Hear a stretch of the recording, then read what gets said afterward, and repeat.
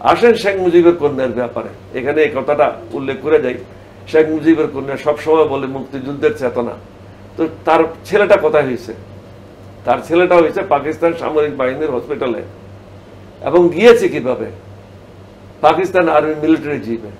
তারা মাসে খাইতো কিভাবে? পাকিস্তান থেকে মাসে 1500 টাকা ভাতা পাইতো, আর পাকিস্তানিদেরকে তারাই গালি দেয়, তাদের মুখে গালি মানে না।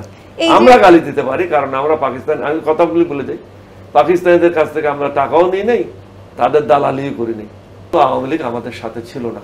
স্যার, আপনি বলছিলেন যে আসলে যুদ্ধের একেবারে শুরুর দিকের পরিকল্পনা থেকে পুরোপুরিভাবে আপনারা জড়িত ছিলেন। সেই সময় আসলে যে অনেক বন্ধু পেয়েছেন, আবার চলতি পথে হয়তো অনেক বন্ধুকেই পেয়েছেন যাদের সাথে থাকবার কথা ছিল কিন্তু তারা সাথে থাকেনি। আমি 25শে মার্চে চলে আসি। আমাদের প্রস্তুতি পুরো পরিপূর্ণ ছিল, কিন্তু আওয়ামী লীগ আমাদের সাথে ছিল না। উৎসবে খুশি হবে নগদে বেশি, কারণ ঘন্টায় ঘন্টায় আছে গিফট জেতার সুযোগ। আওয়ামী লীগ আমাদের কথা না শুনে তারা হোটেল ইন্টারকন্টিনেন্টালের মিটিং এ বসলো। এই মিটিং ফেল হলো। ওই মিটিং এ শেখ মুজিব অংশগ্রহণ করেছে, তার আওয়ামী লীগের নেতারা অংশগ্রহণ করেছে, পাকিস্তান থেকে ইয়াহিয়া খান আসছিল, ভুট্টো আসছিল, খোদাদাদ খান আসছিল। এই টক ফেল করেছিল, এটা আমরা বলে দিয়েছিলাম এই টক সাকসেসফুল হবে না। তারা এই কাজটা করেছে সময় ক্ষেপণ করার জন্য এবং তাদের প্রস্তুতিটা সম্পন্ন করার জন্য। ফাইনাল অর্ডারটা দিয়ে ইয়াহিয়া খান চলে যাবে, এটাই শেখ মুজিবুর রহমানকে আমরা বলেছিলাম। তিনি আমাদের কথা শুনেন নাই। তিনি শেষ পর্যন্ত কি করলেন? টকের থেকে বেরিয়ে বললেন আগামীকাল থেকে হরতাল। কিরকম তুমি নেতা? বাংলাদেশের ঘরে ঘরে 1 মার্চের থেকে বাংলাদেশের নতুন পতাকা উত্তোলন হয়েছে। তুমি জনগণের মনের কথাটা বুঝলে না।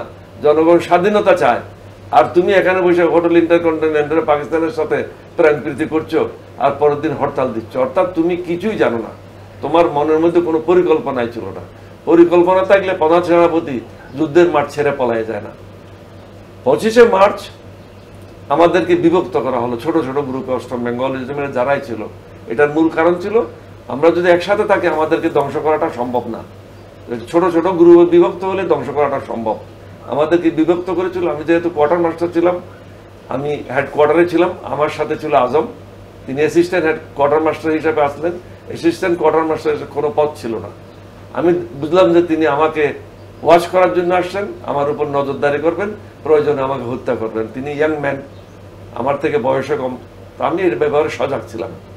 সন্ধ্যার পর তাকে বললাম যে ট্রুপসেরা বাইরে গেছে, সবাই তারা খানাগুলি পেয়েছে কিনা আমি দেখে আসি, তুমি দায়িত্ব সামলাও। তাকে অভয় দিলাম যে তুমি যা করতে চাও করো, আমি এটার জন্য কোনো চিন্তিত না।